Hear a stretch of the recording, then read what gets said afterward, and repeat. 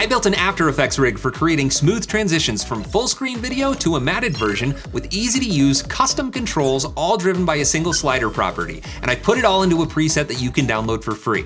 In this video, I'm going to show you how I built this flexible rig using expressions. You can download the project file and preset down in the description. And while you're getting that on my website, be sure to browse all of my other free downloads. There's a lot of great stuff in there from past videos. I also have a few paid tools and some in-depth courses like Launch into After Effects, my masterclass Intro to After Effects, and if you're ready to finally learn Figma, be sure to check out Figma for Motion Designers, which was designed specifically for you. If you're ready, hit that like button, subscribe if you're not already, and let's get into it.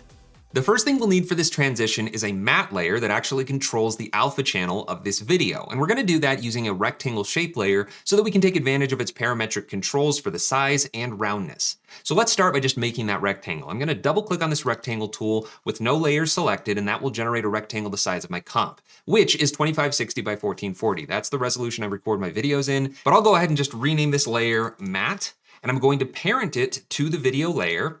And then I'm gonna bring up this switch right here so I can see my track matte column, and I'm gonna use the track matte pick whip to grab the matte layer. So now we are matting our video layer with the alpha channel of our shape layer. So that is now set up to work correctly. And if I were to do something like go into the size and size it down, increase the roundness, that's going to shape the alpha channel of the layer.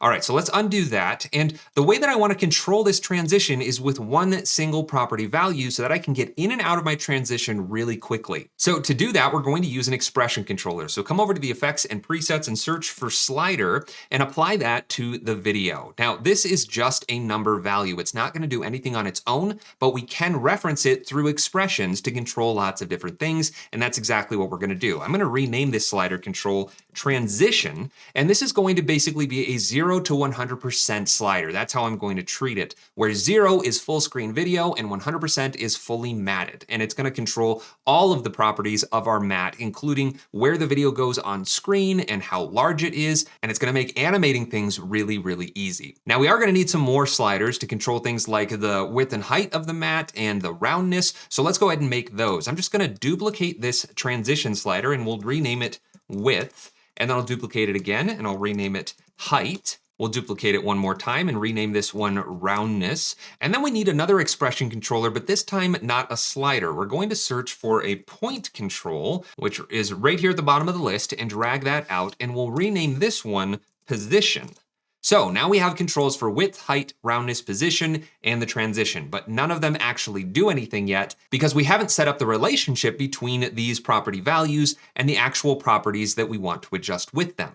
So let's just start with the rectangle size. I think this will be a good first property to set up. So I'm going to give myself a little bit more room and add an expression to the size property by Alt or Option clicking on it. And then we can start editing our expression. Now, if I hold down Control or Command and use my mouse wheel, I can scroll in a little bit to make this easier to read. So I'm going to do that. And let's start by declaring a variable for that transition slider. So a variable is just shorthand essentially for referencing longer code. So let's start by typing const for constant, and then we need to give this variable a name. So I'm going to just call it transition, and we'll say equals. So transition is now the variable's name, but we need to say what is within this variable. And what I need to do is be able to see the transition property down here. So I can only see the effect name, but I need to actually see that slider value. So we're getting an error because I exited out of that expression, but if I just use this expression pick whip now that I can see that property and grab that slider value, After Effects is going to autofill all of the text that we need to reference that expression. So we can see that it's looking in this comp on the layer named Jake for the effect named transition and the property named slider. Now, that will work just fine. I'm going to actually finish that with a semicolon, but I'd like to make this a little bit more intelligent so that it's actually paying attention to the layer that this matte is parented to. So instead of saying this comp.layer, I'm going to just select everything up until this period right here, and I'm going to change this to say this layer with a capital L dot parent. So now it's looking at whatever layer it's parented to for the effect named transition and then the property named slider. Now, if I apply that expression, we're still getting an error because all we've done is declared a variable. We haven't actually told this expression to generate any values for this property. But before we actually do that, let's declare a few more variables. So let's go in here, drop down another line, and we'll say const for constant, and then we'll say matte W with a capital W for matte width. which, by the way, this is completely up to you what you want to name this, as long as you're using characters that are allowed. When it comes to naming variables, I just try to find a balance between being able to read it easily and keeping it as short and concise as possible. So I'm going to call the width the mat W with a capital W, and then I'm going to grab that expression pick whip again and go down until I find the width, and that property still collapsed, but I'm noticing that the effects controls are still showing those properties. So I'm just gonna select that width slider right there and make sure that I finish that off with a semicolon. And then we'll drop down a line, we'll say const mat h for the height, and then say equals, grab the expression pick whip, grab the height, finish it with a semicolon. And this is kind of hard to see with such little space, so I'm actually going to zoom out so we can see all of these lines all at once. Let's do the next one. Const mat r for roundness equals, and then the expression pick whip, grab that roundness slider, semicolon. And then finally, const mat p for position equals, and then we'll grab that point control, finish it with the semicolon. Now again, this auto-filled this comp.layer. I want to just copy and paste this little bit at the beginning that we changed to this layer.parent on each one of these lines. And if you hold down Alt while clicking and dragging, you can actually select all of those at once. And actually, I needed to go further here. I need to get all the way to the end of there. So I'm going to try one more time. Alt, and then click and drag all the way to here, and I can delete all of this at once. Now, unfortunately, if I paste, it's only going to do it at the top line, but it's still quicker to just paste, paste, paste. And now they're all referencing the parent layer instead of that specific video layer. So I can click off of this. Now we have all of our variables declared, and we can actually start writing some expressions. So let's jump back in, and I'm going to drop down 2 lines just so there's a gap, 1 line of separation between the variables and the actual expression. Now, because this property value consists of 2 values instead of 1, we have to write our expression within an array. So to do that, we're going to start by just pressing the left square bracket, and After Effects is going to automatically give us the closing square bracket. And between those 2 brackets, we need to write 2 values that correspond to the width and height of the rectangle. So if I were to just type in 100, 100, those 2 values will now be input directly into the size property. Let me click off of this. Our error goes away, and my box is now 100 by 100 pixels. I can't change this value. It's always going to be 100 by 100. That's obviously not what we want, though. Let's go back into the expression, and instead of saying 100 for the width, let's use our variable of mat width for the width and mat height for the height. And if I apply that, now those values are going to be pulled from the slider controls that we added to the video layer. So if I go into the width and the height, I can now increase this to be whatever size I want, and we've built in manual controls for that size property on our video layer. And this is going to be the foundation of how we set up the entire rig. So the next thing I want to do is set up this transition slider to go from the full screen, full size rectangle to whatever size I set up with these 2 slider properties. So let's actually put this array into a variable so it's easier to reference. Let's say const rect size equals, and then we'll have our array, and I'll finish that with a semicolon. Now we'll drop down 2 more lines, and we're going to drive that size with a linear expression. So what the linear expression allows you to do is map any range of values to another range of values. It sounds simple, but it's extremely powerful. So to start writing a linear expression, we're going to start by just typing in the word linear, and After Effects can autofill.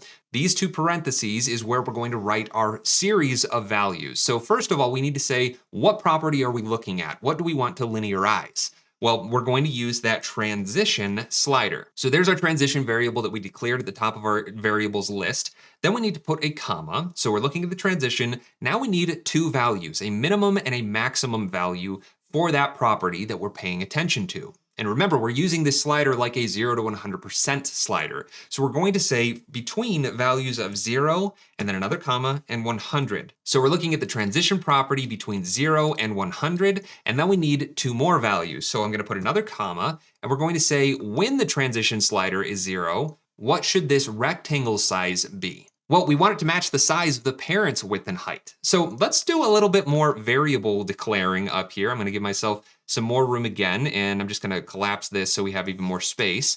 And let's just add another constant right after this mat position. So we're going to say const parent w for parent width, and we're going to say this layer dot parent, and then we're going to say dot width. and finish that with a semicolon. Then I'm just gonna copy and paste this line. So copy, paste, I'm gonna change this to parent height and this parent dot height. So now I have two more variables that allow me to access the parent's actual dimensions. So let's put these two variables into an array just like we did with the rectangle size. So I'm gonna drop down and say const parent size equals parent width, comma, parent height, finish that with a semicolon, and now I have two variables that contain arrays, which is what I need for this property. So let's say when this transition property is 0, we want the size of this rectangle to be the parent size. So I'm going to copy that into there, and then we separate that with another comma, and now we need to put our last value, which corresponds to when the slider value is 100. So when the transition is set to 100, then we want it to be the size of the rectangle, which is whatever we set our width and height to. I'll finish all that off with a semicolon and click off of it.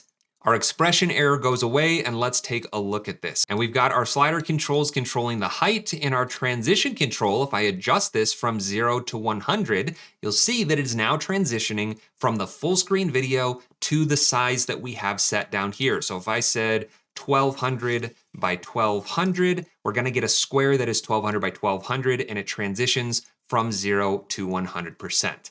So let's go ahead and just keyframe this transition slider value. So I'm going to close this up, and let's add a keyframe on the transition slider at 0. We'll go forward 30 frames, transition that to 100%, and then I can ease this, and then go into my graph editor and ease this out a little bit more, and we can see that now it's going to transition from full screen to the matted version of that shape. So this is the foundation of how we're going to manipulate all of the properties that we've declared over here as expression controls. We just need to link them all up in a very similar way. But now that we've done a whole bunch of the work with this expression right here, we can reuse all of this information for the other properties, and it'll go a lot quicker. So I'm just gonna copy all of this expression, and let's find the roundness value of this rectangle, which should be right there. We'll do this one next. So I'm going to Alt-Option click on that value and paste the expression in here. And then we need to manipulate this a little bit so that it's not giving us the exact same values. This is only a single value,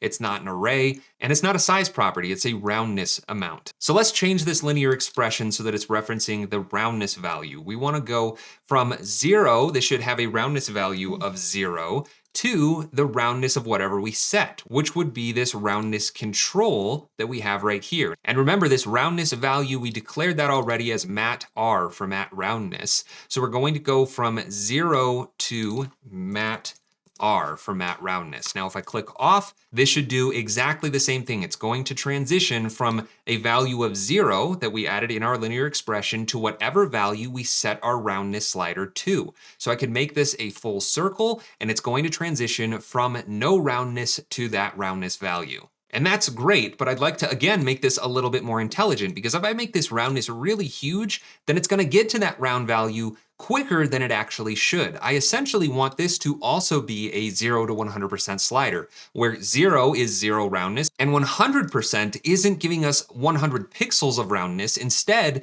it's matching whatever value it needs to make the width or the height 100% round, or a perfect circle, and we need to do that using a little bit of math. Fortunately, After Effects is going to do the math for us. So let's go back into our variables, and we're going to make another constant. So we'll say const, and we're going to name this one short edge. And let me make this a little bigger so it's easier to see. So const short edge equals, and now we're going to type out the word math, but it's important that you use an uppercase M when you write math. In expressions, it's usually lowercase first, but math is an exception. So we're going to say math.min for minimum, and just press enter to autofill those parentheses. And now we need to put two different values, and this expression is going to give us whichever one of those values is smaller. So what we want to get the short edge of is the width and the height of the rectangle. So we're going to say mat W for mat width and mat height, and then we're going to finish that with a semicolon. And now we need to use that short edge variable within a linear expression to determine the maximum roundness value that should be applied to the rectangle based on the short edge of the rectangle. So let's drop down another line and say const, and we'll say max roundness equals, and then we write a linear expression. So we're gonna just type that out. This time we're gonna be looking at the mat R for the matte roundness value. And again, it's between a value of 0 and 100%. Then we choose the two properties that will be mapped to that range. So comma, and we want when this matte roundness is set to 0, we want it to have a value of 0 on the roundness. And then another comma. And when the matte roundness is set to 100, we want it to be the short edge length. So we're going to copy this variable and paste it in there, but we don't actually want it to be exactly the short edge length. We want it to be half of the short edge length because this roundness value is measured in pixels. So if we made the roundness value the same length as the height of the video, then those two corners are going to be twice as round as they need to and meet in the middle sooner than they should. So all we need to do is divide the short edge by 2 or multiply it by 0.5. Either way works, but that will give us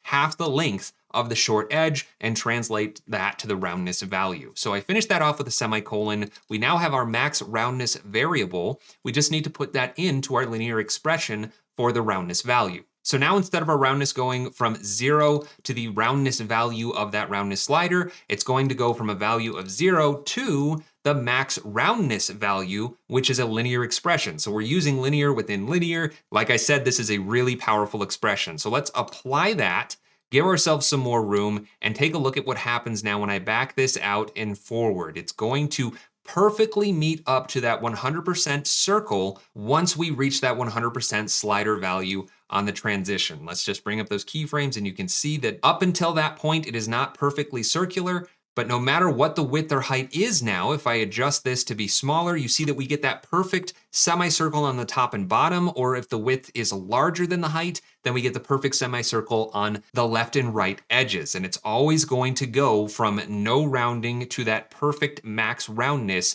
if our roundness value is set to 100%. If we change that to 50%, then it's going to be a quarter of the roundness that it needs. But that's exactly what we were trying to accomplish with that setup. It's working perfectly, so we can move on to the next property. Let's just make this a perfect circle again. And the next thing I'd like to be able to control is where this matte circle ends up, because as you can see, it's cropping off the top of my head a little bit. So that's what we're going to use this position point control to manipulate. So let's make ourselves a little bit more room again, and we're going to go into the position property of the rectangle, which if I move this around, you can see that's going to allow us to do exactly that. So let's go ahead and copy all of our variables from our other expression again. So I'm just going to copy the whole thing to make this easier. Alt-Option-click on that stopwatch and paste in the expression. Now again, this is going to give us an error because that was our roundness expression. We need to now manipulate this so that it's paying attention to the position property that we added to our video layer, which we already declared as matte P for position. That's right here. So we just need to modify our expressions a little bit. Let's get a little more room so we can make this larger and see everything. And we don't need this short edge or max roundness anymore. So I'm just going to delete those two variables. We also don't need the matte roundness. Let's leave everything else for now though. So let's go to our linear expression. This will again be the same expression we used between a value of 0 and 100, but we need the target remapped values to be different. So when the transition is 0, what should the position be for this layer? Well, it needs to be 0, 0. So I'm going to write my array, open square bracket, 0, 0. And then when the slider is 100, what value should it be? Well, I want it to be whatever that point control is, this position. So I'm just going to type in matte P. And because that point control is an array, I don't need to write it in an array. And I'll just click off, and that's going to change the position of my rectangle. Now, why did it move it? It's because the default value was 0, 0 of the position, and we just added 1280 by 720. So if I move this point control around, you can see it is moving the matte, but I'd like that to be aligned to the point control and not off down to the side.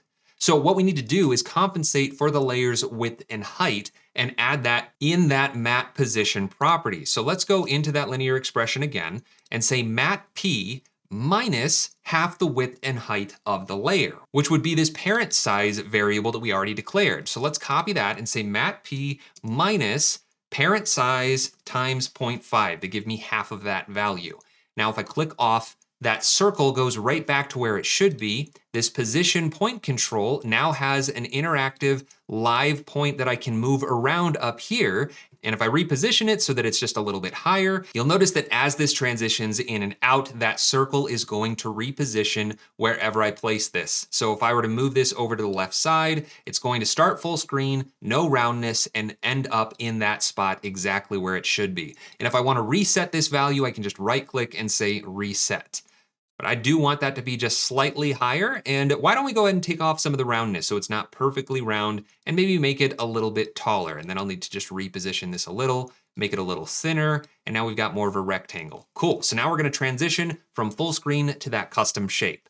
Excellent. So now the rectangle is all set up and working exactly the way that it should, but I'd like to also be able to control the position and scale of my video layer using that same transition. So if I were to scale this down and move it over here, I want that transition to actually move that layer to that point and back to being full screen when it's not. Fortunately, this is pretty simple since we've done most of the work already with these other rectangle properties. So let's start with the position of the video layer. I'm going to press P to reveal the position property, and I'll add an expression to that property. So let's make this larger, and we'll declare some variables. Again, const transition equals, and then we'll grab that transition slider.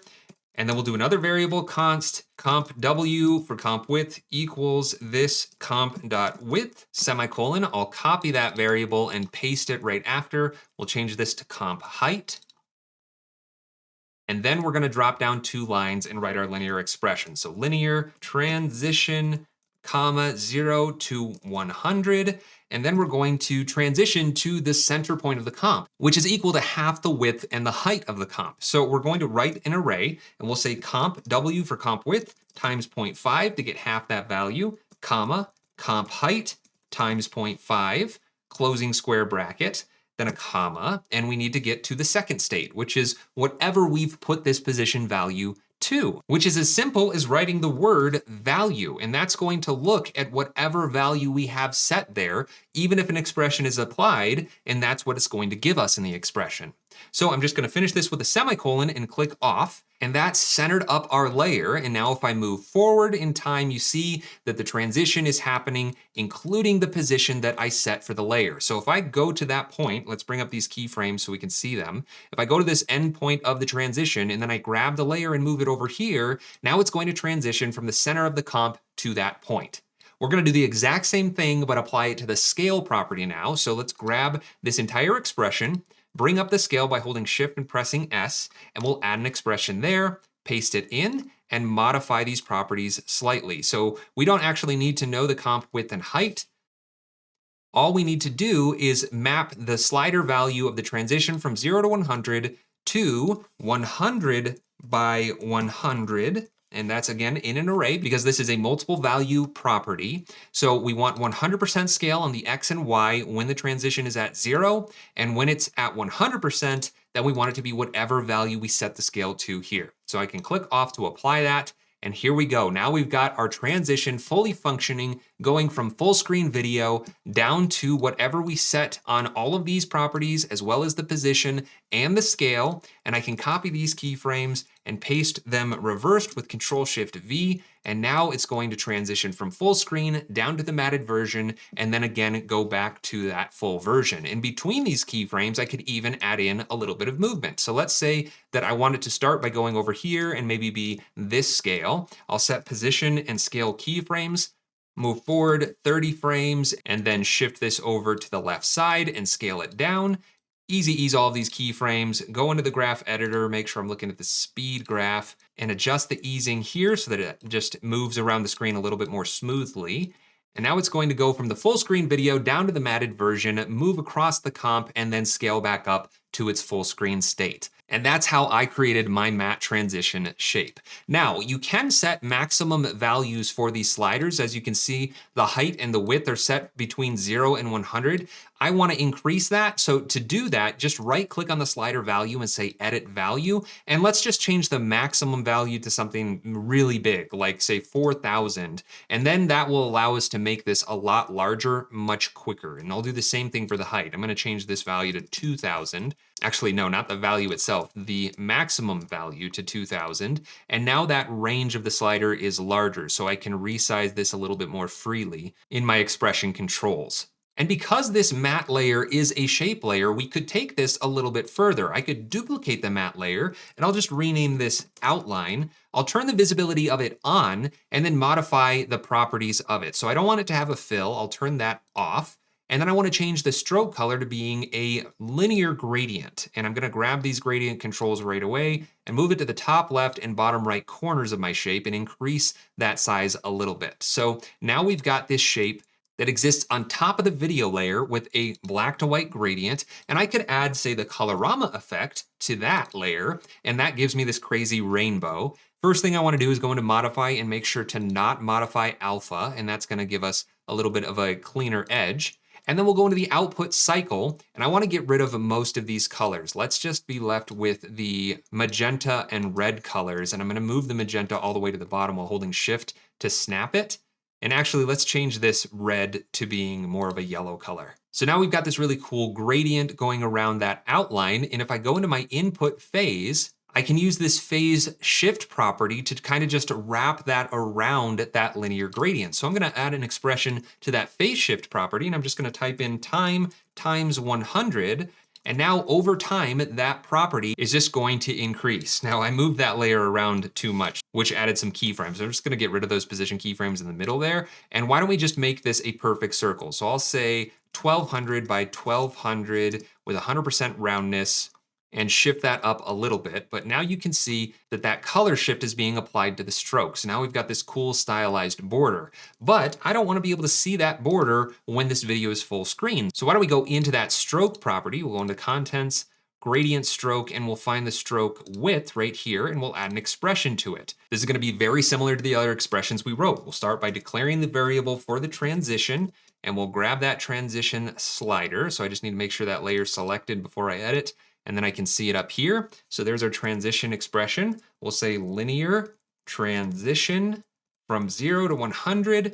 And when that value is 0, then we want the stroke width to be 0. When it's 100, we want it to be the value. So whatever value we set it to, apply, and now we can't see that stroke in the full screen view. And as it scales down, as it transitions to the matte version, it's gonna go to whatever outline stroke width we've set. So I could drop this down to say, I don't know, 6, and we're gonna have a thinner outline that's colored, it's animated, but completely dynamic and set up for this transition. And we could do whatever we want to this outline. We could add a glow effect to it if we wanted to. So I'll just search for glow. Apply that glow, increase the radiance and the intensity a little bit, maybe duplicate it again, give it some more softness and intensity, and now that has that nice looking glow around it. You can change the colors to be whatever you want. That's a little bit harsh on that orange, so I might turn down the threshold a little bit. But obviously you can change this to be whatever colors you want. You can have a glow or not. I'm just trying to show you some possibilities that you have with this rig. Now, unfortunately, you can't save presets that contain multiple layers. They have to be applied to one single layer. So what I would suggest you do at this point, if you want to reuse this as a template, is come up to File, Save As, save a copy, and then instead of choosing an After Effects project, save it as an After Effects template. And when you open this AET file, it's going to just make a new document that doesn't affect this After Effects template, or you could import it directly into an After Effects project, and it'll bring the contents of that template file into it. And that way you can get to those files easily. But that wasn't good enough for me. I wanted to have an easier way to get this transition onto my layer. So what I went ahead and did was used my Squircle expression that I created with ChatGPT in a couple videos ago. You can go watch that video if you're interested, and converted that to being drawn as a layer mask instead of an actual shape layer. So if I were to just duplicate this layer, and I'll get rid of my mattes and make sure there are no expressions here. Alt or Option Shift plus equals will remove selected expressions, and I'll get rid of all the effects with Control or Command Shift E. Then I'll just search for Squircle Matte. There it is. I'll apply it to the layer, and this already has keyframes baked into it, but it's going to do the exact same thing, but with a mask instead of a matte layer. So this all exists on one layer with similar controls that allow you to shift that matte around, increase or decrease the roundness, but with the added benefit of this smoothness control. Since it is a mask that is being drawn with expressions, we have that Squircle smoothness value. Everything else works exactly the same. So I can change the height, the width to whatever I want. reposition this layer to be wherever I want it to be, scale it down, and that transition is always gonna go from full screen video to the second state, whatever values I've set. And you can download that for free. There's a link down in the description. I hope you got a lot out of this video. If you did, give it a like, leave a comment down below letting me know what other kind of stuff you wanna see on this channel, and tell somebody about this video. It really helps out my channel a lot. I really appreciate the support. I hope you have a fantastic day, and I'll see you in the next one. Admin was done.